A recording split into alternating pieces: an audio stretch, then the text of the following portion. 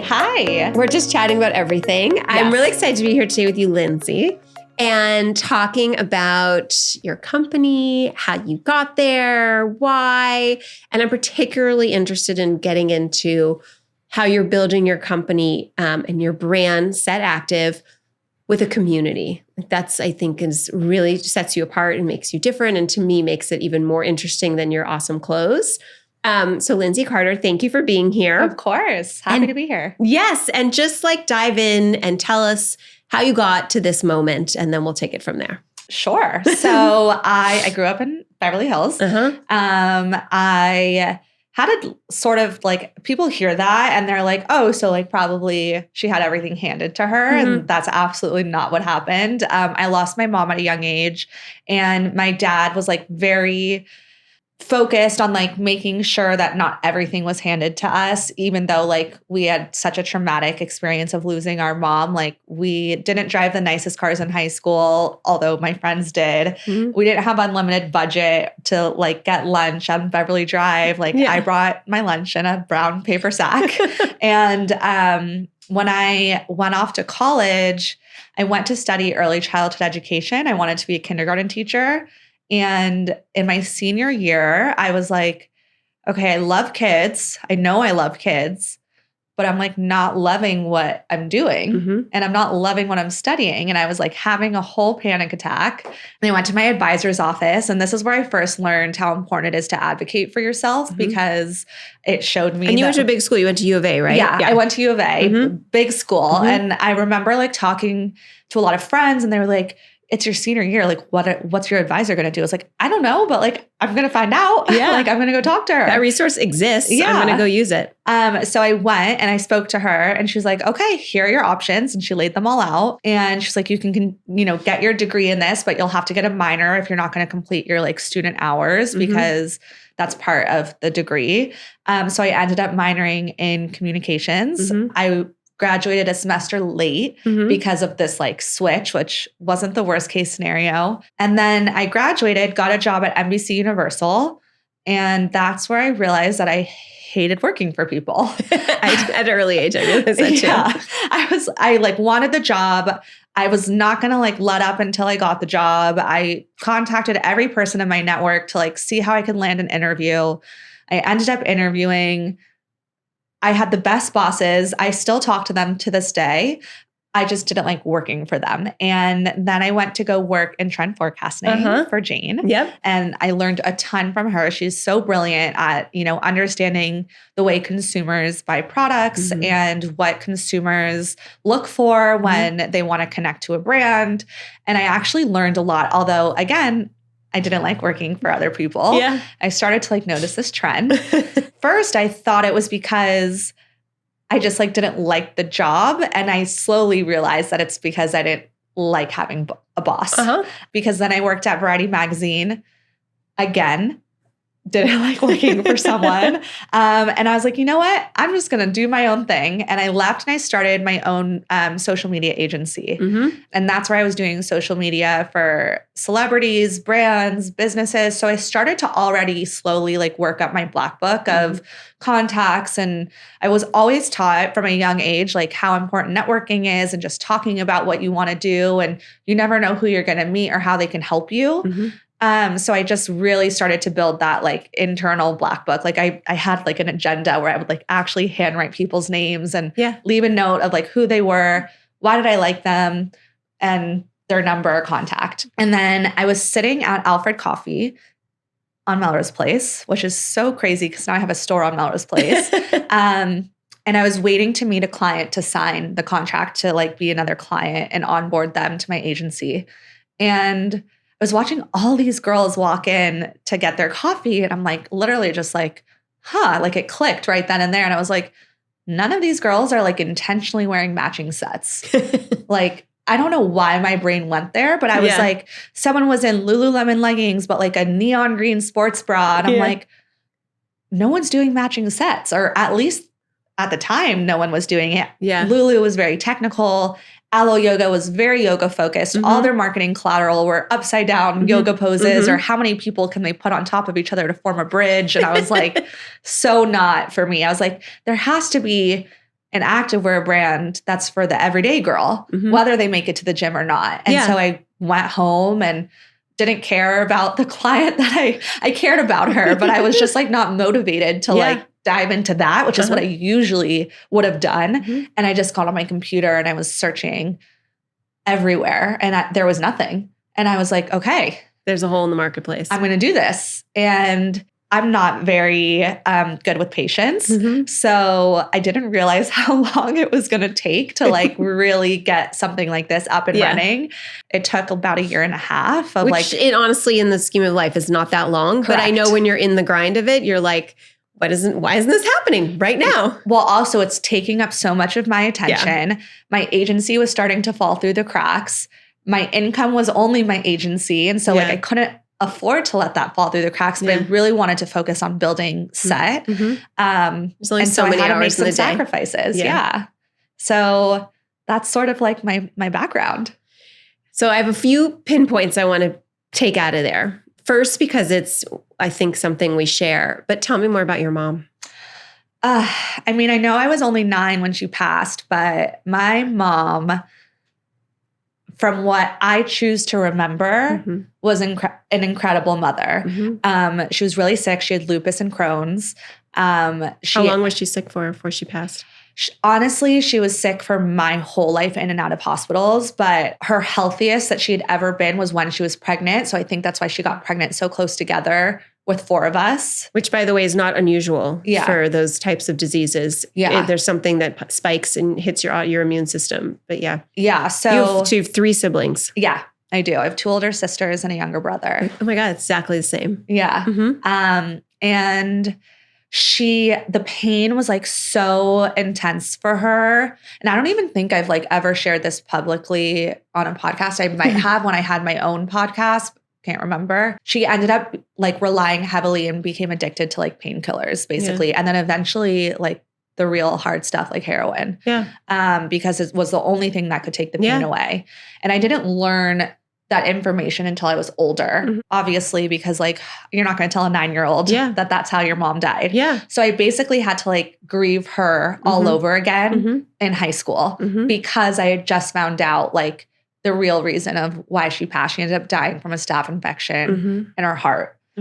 So, but honestly, like from the day she died to like knowing that I was getting older, I always was like, I can't wait to be a mom and like finish her legacy and like have that come through me to my kids. Because from what I do remember about her, she was like the most loving, such a like hands-on physically and not physically mom, like always cuddling us, always telling us that she loves us. And like, even in the middle of a tantrum, when like my brother was like just having a full meltdown, she would just be like, this is a lot, but I love you. And when you're ready for a hug, I'll be here. And I do that all the time with my kids. This morning, Ace was kicking, screaming, throwing the pillows. He wanted to sit in my lap.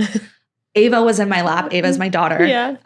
Also my mom's name. And he didn't like that. He was like literally flailing. Like himself. I was about to like take a video and send it in my family group chat. Be like, good morning, everybody. Like full screams. If it's age appropriate, I'm telling you, better when it's age appropriate than when he's 12. Yes, it was age appropriate. But I was just like, I waited for like a quiet moment. I was like, when you're ready for a hug, I'm here. And then like finally he started to calm down. He's like, I'm ready for a hug. And I was like, great, come on up. And he like gave me a big hug. So it's just been really nice to like kind of take the bits that I remember about her as a mom and like have that come through with my kids. I'll tell you, I've also never shared this part of my life on my podcast. I've talked a lot about my mom, and the foundation I run is in my mom's name.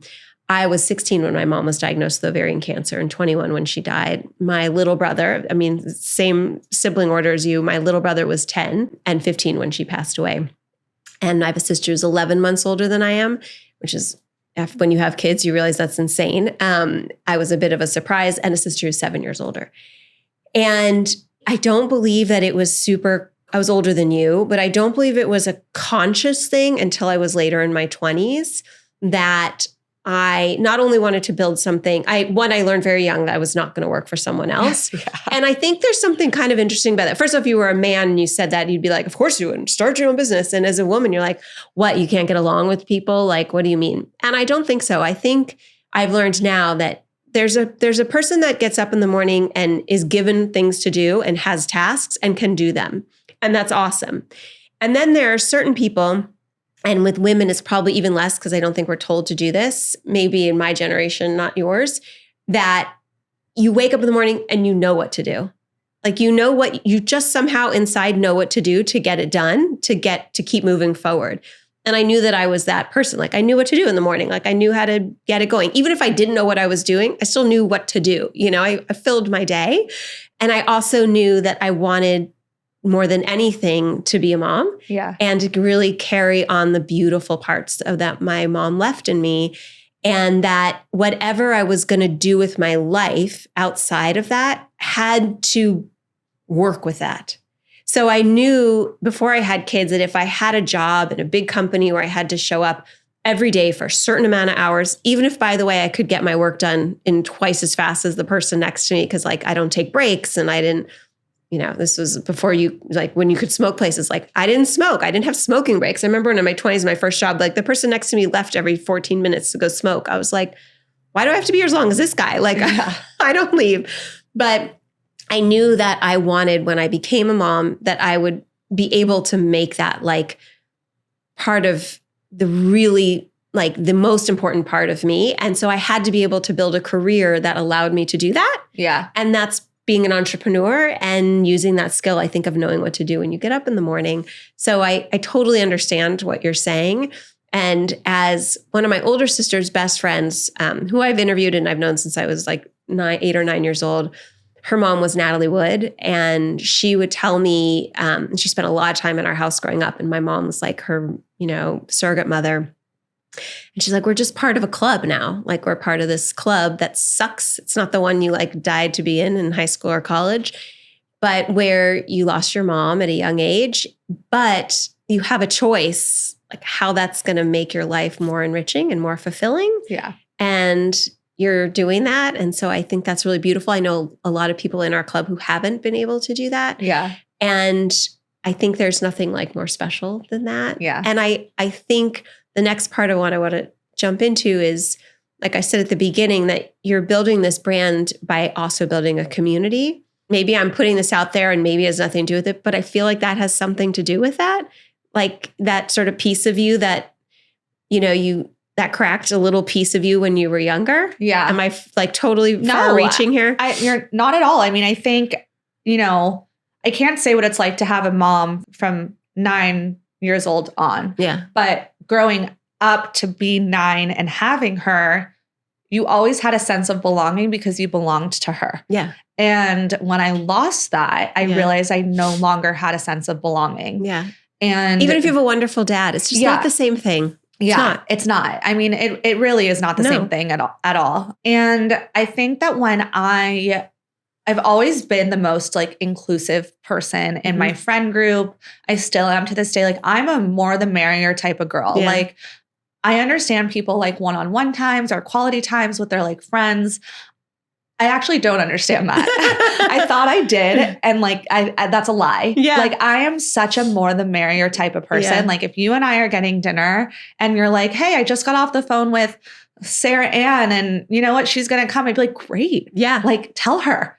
I'll change the reservation right now. Cause like life's too short to like exclude people. Yeah. And I really wanted that to come through in what I was building because community is so important in all aspects of your life. I was speaking on a panel like a couple weeks ago and I was like, who here feels like, raise your hand if you crave connection. And every single person raised their hand.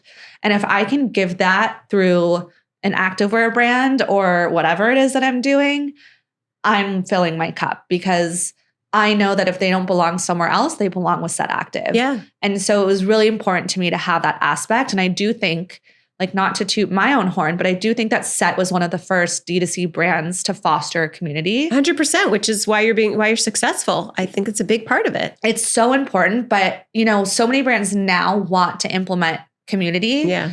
But the thing is about community is it can't be forced. Literally. If it doesn't come organically, it's very transparent. Yeah. You have to be like, everyone's like, what's the key to building a business? And I'm like, authenticity. Yeah. Like if you can't be being authentic, a person, let's start with that. Yeah. Being a human. Yes. And if you can't be authentic to like just life or yourself, then people are just going to go on to the next thing. And it was important to me that I was transparent and authentic. And I think we were like also one of the first brands to just like be transparent. Yeah. I remember like an intern, because I only had one person helping me at the time, was it helping me input inventory into Shopify for a drop. And she accidentally put too much inventory, like 400 units extra. Yeah. And I was like, oh my God. And they sold, but we didn't have that inventory. And I remember was like, well, let's just say the truth. Like, let's go on Instagram and be like, we fucked up. And there's going to be a wait. Yeah. Yeah. And by the way, that's a really good problem to have. Yeah. Or like, we can send you your money back. And here's also another 20% discount to come back and shop with us when we do have the inventory. And we're so sorry. Yeah. And I remember like messages would roll in being like, wait, really? Like, that's so honest. Yeah. And I'm like, well, that's as opposed happened. to saying, oops, we're sold out. Yeah. Yeah. And so I started to like really lean into like just being authentically me. Yeah. And I think that's why the community started to come. There's two things I want to say. That one is, I've said this before out loud, but there's a doctor we work with. She's a gynecological oncologist in New York. She runs our preventive care clinic at NYU, and she's brilliant and lovely. And just one of those women you're like, just talk to me. Like, I just want to hear you speak to me and tell me life. Yeah. She's like, I think she's in her late 60s. She's just awesome. And I've been working with her now for almost 7 years. And she said to me multiple times over the last 2.5 decades, what I started isn't extraordinary. Similarly to you, I grew up with means. I grew up really privileged, and starting something after a tragic loss isn't extraordinary. But what's extraordinary is that we're still doing it, right? And we're always moving forward and making an impact. And why is that? And I really believe it's because my mantra in life is be your authentic self and surround yourself with people who are authentic. Even if that means you're kind of a jerk, then own it. Like, you're just kind of a jerk, or you're really a spoiled brat. Be the spoiled brat. Like, be you, because when you're not, it translates, it's transparent. And the relationships that you can build when you're really being authentic to yourself and your brand or your company or your nonprofit, it shows and it creates longevity. And I didn't know that when I was younger, and I really know that now. And I feel like I was talking to Jane about that, who you worked for the other day. And we were both saying, like, there's nothing more important than being around people who are truly just their authentic selves. Like, and when you get close to 50, you're like, I'm too old for the bullshit. Like, it's, I don't care. And I can see right through you. Yeah. And the other piece I'll tell you, which you touched on, it's more impactful and important than you think, especially for women being part of a community. I've recently talked to a number of times. I talked to the breast oncologist, who's this brilliant woman, Dr. Rachel Komen in New York.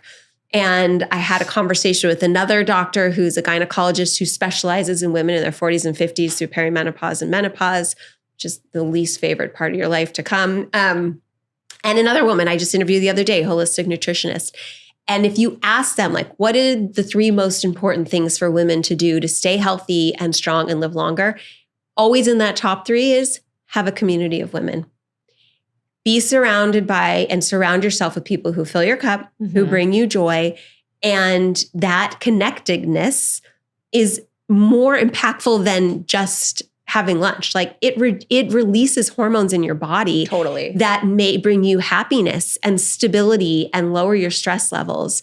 So it's like truly very meaningful what you're doing, and in the biggest sense of the word, because not only are you letting women come together through Set Active, but you're like increasing the longevity of their life. I mean, I didn't know that was, I'm always someone who like says, like when people ask on like my Instagram, or like when I do a question series and they ask for like different advice, but I always say you're the 5 people you surround yourself with. Yeah. And so look around and like put them on paper and take a look, and like, is that who you want to be? Because that's if you surround yourself with those people, then that's also who you are. Yeah. And that has gotten me through like my growth in terms of who I surround myself with, because I used to like try to fit a square peg in a round hole all the time. And I was like, well, it's not working. Yeah. Why can't I shove it in there? Yeah. Like, why isn't this working? And like, I'm a nice girl. And like, they're a nice girl, but it's just not working. Yeah. So I think that like, it's really important that, like you said, you're finding people who fill your cup, because honestly, like life is long, but life is even shorter. Yeah. So you have to be very selective. And I think, we learned that lesson really young, you younger than I, that like, you don't know what life will bring you, and life is worth living to the max and finding the joy and happiness and the purpose. Because if you don't, like, it's not a life worth living. And, when you lose a mom or parent when you're young, you like, it's a reality. Yeah. I mean, it's a reality, and so you live life differently, I think, if you really like absorb it in the best ways possible. Yeah. I mean, not even like I've lost 2 friends to cancer, 2 close friends to cancer. And everyone's like, oh, why me? Why me? But it's not, and it doesn't have to do with that. You just have to find ways to like keep going and find ways to just honor them and kind of ask yourself, like, what would they do? Yeah. And even if they're not here, and still feel that connection to them. Yeah. So yeah. What has been your favorite sets? Oh, wow. So far? I mean, I'm in love with our new fabric called Airlux. It's, especially as we get older and as I get older, I'm like realizing more than ever how important it is to like just take care of your skin and your body. And Airlux has UPF 50 in it. And so like you can wear it outside, you can wear it inside. It's like the launch killed it. I'm really obsessed with the fabric, but I really love everything. Everything that we do is so intentional that it's really hard to pick a favorite. Like I did a question series on my Instagram today, and they're like, I'm new to set. Like, what are the top 4 products that you'd recommend? I'm like, 4? I have to pick 4. And then someone responded, my OB actually, who I'm friends with, responded. And she was like, hello, what about sleep? Like, sleep is by far the best. I'm like, yes, you're right. How did I forget that? Honestly, I like the sweats. It's like my favorite. Yeah, the lightweight sweats I did include in my top 4. I love But I'm really excited because next year we're like really leaning into just like the core values of Set's ethos of who we are and what we stand for. And then in 2026, which I don't even think I've announced at all because it's very early stages, but we're going to be diversifying Set Active and Set. Ooh. And so you'll be able to toggle between the 2 websites on one website. And Set Active will be like all things athleisure. And Set will be really like your basics, your like silk or corduroy or whatever it is that we want to do, but it'll all be in sets so that you can just like, because when you don't know what to wear, a matching set will make you feel put together. A matching set or a jumpsuit. Yeah. For the future. Those are my like go-tos. Yeah. Because you don't have to think. I'm not a dress kind of gal. I never have been, but I like to look put together. I like to look like I'm, dressed for the day, even if I'm home because I work from home. And even if I'm not seeing anybody, my mom taught me that. She was like, get yourself dressed for the day. It's an important feeling. And she used to do this when she was feeling horribly. Yeah. Because it just made her somehow feel lighter and better. Yeah. Even if it was minuscule. And I've definitely taken that to heart in my adult life. And I totally agree. It's like so easy and make it easy. Yeah. So that's what we're doing in 2026. Okay. And I'm really excited about it. But those are, I guess, I love everything that we do. Well, that's a good answer. What have been a couple of the milestones that have been, or not milestones, what have been a couple of moments that have been tough, difficult, where you really had to find your way or pivot? Last year was a really hard year. It was our first like down year. And, I wish someone told me this when you're starting a business, but every business is going to hit a plateau year or a down year. And that's something that like wasn't told to me. I was like, I'm just going to go up, up and up and up and up. And it hit me like a ton of bricks. I was like, whoa, I wish someone prepared me for this and this feeling. And, people did tell me when it gets hard, push through. Yeah. And I didn't really understand. Like, obviously you can take that for face value. And I didn't understand what that meant because I'm like, yeah, okay, I can make it through. Like I've cried and I wake up the next day. Oh, no. Like when it's hard, you're just like, how? Yeah. How do I even get through dinner? Yeah. Like it was just a tough year. I think I made a lot of mistakes as a leader that I had to like, reflect on, which isn't the most fun thing to do. To like reflect on the things you're not doing well is not like an easy thing to digest. Yeah. I think that I put other people before myself in terms of like, whether it was keeping on an employee who wasn't the right fit for the company, but I just felt so bad like letting that person go because I cared about them on a personal level so much, but they weren't the right fit for the company.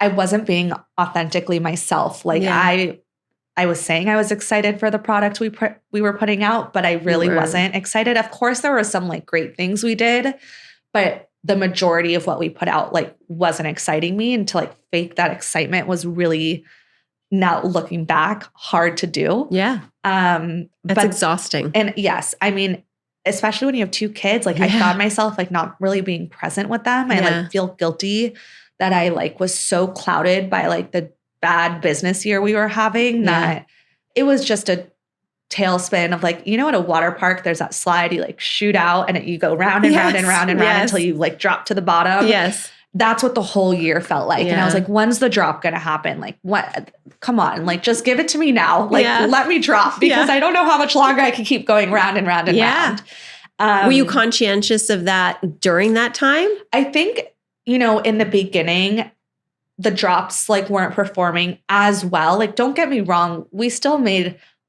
like an amount of revenue that I think people would dream to make. It's not like we weren't making any money, but we were operating more than what we were making. And that was the like hard pill to swallow because I didn't want to just like let go of people, especially during a year where most companies were doing, let goes. Yeah.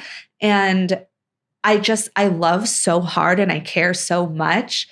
And like employees weren't realizing that, I guess. Like, I mean, I've had horrible things written about me on the internet and I'm just like, how do they write this narrative? Like, it's just mind blowing to me because I really, to my core, and something that I'm like so proud of as just like being a human on planet Earth is how much I care. Yeah. And it's something that I care, that I'm so proud of as like a quality about myself. And I just think that was hard, like seeing what negative things people had to say about me. But it also opened my eyes to some of the mistakes I was making or boundaries that I was crossing or whatever it might be that I needed to improve upon to be a better leader, a better friend, a better mom, a better wife.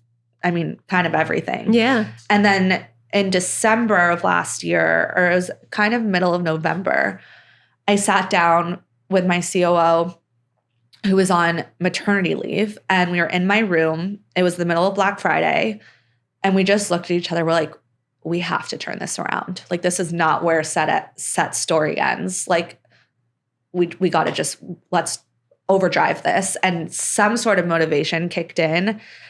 And we were full force. We were making phone calls, texting people, who can help with this? Do you have someone that can do this? Like, what can we do to optimize our email flows or whatever it might be? And it like, we felt like, like the CIA, like on our computers, just like connecting to whoever we could. Yeah. And we did. And people came forth to like help us, and we were able to turn things around.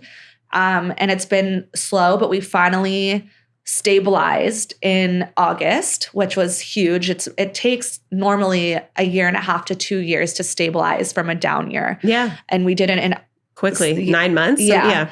And we became profitable in September again. And really just like instead of like, that was the critical point where you can throw your hands in the air and be like, I'm done. I'm exhausted. And that's where most entrepreneurs aren't successful in what they're doing, because they do wave the white flag. Yeah. And they say like, I surrender, I'm done. Yeah. I was not willing to accept that was like the end of what I was building. Yeah. So I worked my ass off to get to where we are today. Good for you. And I'm like really excited about the future. And you should be really proud. Yeah. I remember there was a moment when the market tanked. 2000, you're so probably, I don't know if you remember, it was 2008? I remember. 2008. Yeah. And my like top 20 major donors were at that time were in New York, and their funds blew up. Yeah. And had made huge commitments for the year that they never followed through on. And that was like, well, shit. Like, if I don't raise money, like I don't have a foundation, I don't have an organization, and I can't do the things I said we were going to do. Like, there's people who count on our services to live. And I remember just feeling like, what happens? I mean, I was about your age. I'm like, what? That moment. And it's exhausting. And one of my founding board members, who's actually been, I call her my fairy godmother. She's been my maternal figure my entire adult life. Jane. Yeah, she has. And she took me wedding dress shopping, and I borrowed her earrings at my wedding, the whole 9 yards. She was one of my mom's dearest friends. And she was like, well, this is your moment. This is your moment in time to not only figure out if this is what you want to do, but learn the lesson that you've learned the lesson life can be hard, but now you're learning the lesson life can be hard outside your personal life. Yeah. And let's see what you're made of, And I remember thinking, yeah, I'm tough. Like, I can figure this out. Yeah. And I think it's one of those things I talked about with Dr. Julia Smith, who said, it's extraordinary when you have longevity, because you have to, like, even if the pivot is small, like, you got to get around that iceberg, or you're going to crash head on. And like you said, wave the white flag and tap out. And those are major life lessons. And I do think they unfortunately come back, later, maybe not in such a major moment, but I don't know. And they also, for me, it was a time where I like understood that, oh, if this is really what I want to do, and this is my passion and my heart and my soul, I'm going to figure it out. Yeah. Because I'm not waving the white flag. Like, I'm not a tap out kind of gal. Like, I'm going to do this. So good for you. It's hard. It's really hard. But it's weird to, like, it's also fulfilling at the same time. Or later. It is when you start getting over the hump. It's like you're climbing, not that I've climbed Mount Everest, but I can only imagine. It's like people don't talk about how hard it is to even make it to base camp. Oh, yeah. And like, it's really hard. Yeah. And then to go from base camp to Everest, like that, the top, like, they talk about that feeling. That's why they're so addicted to it, because like they make it past the hard part, which they didn't even realize was like just doing it. Yeah. Just getting on the plane. Exactly. Yeah. And that's the thing, is like, everyone's like, how do you start a brand? I'm like, well, you just do it. Yeah. Like, you just got to start. You got to take it day by day. But I think that it's so easy to throw around the word hard, but it's different to decide the course of action that you're going to take to make it not feel hard anymore. Yeah. So. Yeah. And the goal is to love what you do, Yeah, because then it doesn't feel like work. I think that's, something that we just say all the time, but it's really true. And you're going to work. You're going to have a life that gives you, outside of your family, if you're lucky, that gives you purpose and gives you the feeling like you're really doing something and you're making your mark. And however big or small that is, I think, to me, that is one of the major goals, to live a fulfilled life. Totally. And it's not easy. It's not easy, but it is fulfilling. Like, I was at Disneyland. I took my kids for Ava's birthday was that this week? You're very nice. I don't take my kids to Disneyland. On the 16th. I hate it, but yeah. I also, by the way, I hate big crowds. It's too much for me. Yeah. I took them on Wednesday. Good day to take them to Disneyland. Yes, I took them on Wednesday, and we had just finished lunch. We were walking over to, I don't even know the town it is. It's where Jungle Cruise is. I don't know. And this girl, like, all of a sudden is walking up next to me, and I'm pushing the double stroller, and she's like, I just have to tell you, I love your brand. Oh my God. And I'm like standing in the middle of Disneyland, and all my friends, I brought like friends and their kids, and they're like, what's happening? I like was just listening to her, and she was like, her name is Maggie. Yeah. And she was like, I'm postpartum, and like, I feel good in your stuff. And I just had to tell you that I love your stuff, and I love what you're doing. And I was like, that like totally made my day. As it should. My friend, we walked away. They're like, do we need to have you sign our autograph? You're like, you're major. I was like, no. Like, I don't want to be like in the spotlight like that, but it makes me so happy when people write in about like how my product has changed their life, because I knew when I was creating the product that it was changing my life and my confidence because I was so meticulous about like every centimeter, where the seam hits, how does it feel? There's a lot of stretch on my butt and my ankles and my knees, but it's constricting on my thighs. Let's change that. And like just so many different things that I'm so nitpicky about. And to this day, my poor production team, I love them so much and I respect them so much. I don't know how they put up with me. And if they were in this room, they would also say they don't know how they put up with me because the amount of like feedback or changes or nitpicks that I do is pretty insane. Yeah. But it makes our product what it is. And it's something I'm really proud of. As you should be. Yeah. So you've told me about 2025 and 2026, what's to come. Yeah. But what are the things in your whole life upcoming or far down in the future that you really look forward to? Honestly, I saw this TikTok trend going around. So if you have any Gen Z listeners, they'll probably understand what I'm talking to. And if you don't have any Gen Z listeners, then you should probably link this to the Gen Z listeners. There was a trend going around. I'm looking at you guys, see if you've seen it, where you write up what your dream life looks like on AI. Okay. Like on ChatGPT or Claude or anything like that. Claude AI, by the way, is like the new ChatGPT, if you're wondering. And you, at the end, say, tell me a story about a day in my life. Ooh. And it like tells you this like not real story, but sounds so real because you've given this context of like what your dream life looks like. Yeah. And I started crying. Aww. And I was like, I'm going to print this out. And I didn't understand when I saw these TikTok girls like be like, I'm printing this out and I'm framing it. And now I get it because it felt so real and something so attainable that really could be my dream life. What's in that dream life that you don't have now? Simplicity. Okay. Slowness. My dream life is like living, on a big plot of land. I probably have some animals, horses, like the whole pigs, goats, someone to help me take care of them because I do not know how to do that. Near a body of water because I have to be near water. Where I can just like set routines with my kids that they can look back on and tell stories about. Like I want that Parent Trap moment riding through vineyards with my kids on horses. And we do it every Wednesday at 9 a.m. I don't know. I love routine. I love traditions. I just want a slower life. And so I'm really working my ass off now to one day have that. I think I want to leave LA. I was telling you that before we started recording. Yeah. There's a house that I found on Zillow. It's actually in Connecticut.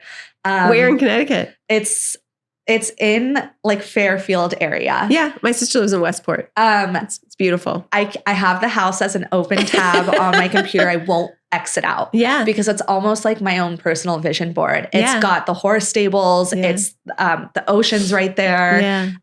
The house literally looks like it's from the Parent Trap. Like the one that's in Napa. Yeah. And that's what I really like want. Like I want to just like be the house where everyone comes for the holidays, where we make the memory. Like you don't need much to be happy. No. And that's really like what I'm trying to work towards. Yeah. So that day in the life ChatGPT story is my new manifestation. I love that. Yeah. I interviewed a really good friend who's an incredible nutritionist who had cancer, and she beat it, and she had seen multiple oncologists before choosing the route she wanted to go down for her treatment. And the oncologist that she chose said to her, before we talk about your scans, before we talk about chemo and radiation, are you happy? Yeah. And, she's like, I always come back to that because that's your center of gravity, and finding the true meaning of happy in your life affects everything else, And so I asked her, I'm like, and that was, 2 decades ago for her. I'm like, well, I think about that a lot. Like, okay, and it changes, your definition of what makes you happy. But I think there's something about being able to really be present and be in the moment and enjoy it brings that kind of happiness. And I do think when you can turn your lemons into lemonade, when you have a really traumatic loss early in your life, I think it's even more important for us to keep that always in our head and to have that vision board of happiness, and work towards it. Yeah. But know that hopefully in all the moments that lead up to that you're enjoying it along the way and you're making yourself find that and find even just the like slow tempo in 1 minute of the day or 1 hour in the evening or before you start your day. Oh yeah. I'm in bed at 7:45 every night. It's the best. And thank God, good job for you for finding that in your 30s. I mean, 7:30, I'm like, all right, guys, good night. I put my kids to bed and my husband laughs literally every single day. It's like as if he's surprised all over again. Yeah. It's like he's Drew Barrymore from 50 First Dates where like he doesn't remember that I do this every single day. Like if you want to have sex, you're going to have to come right now because I'm going to be asleep in 10 minutes. Yes. He's like, I'm like, it's just going to be a quickie. And he was like, it's always that. And I'm like, well, we've been together for almost 12 years, so I'm doing something right. Okay. But I put my kids down and I get right in bed and it's like my heaven. Like I turn on reality TV and Bravo or something. Yep. Right now it's Love is Blind and I'm asleep by 8:15. It's the best. Yeah. It's the best. And it's so important, by the way, for your body and your circadian rhythm and all your hormone balance and everything. I've always been this way, by the way. My dad, out of all 4 of us, never gave me a curfew. And if he's listening, he'll laugh because I always voluntarily put myself to bed. Me too. Like I would come home from a party or I would come home from a friend's house who was having a kickback. That's what they were called at the time. And he was like, I don't have to worry. She'll be in bed before 10. I always drove myself because I was like, when I want to leave and I'm tired, I'm driving home. And if it means I'm not drinking, I don't care because I don't want to rely on it. I grew up way before Ubers and in LA, there were no taxis. Yeah. And I was like, no, I'm driving because I want to go home and go to bed.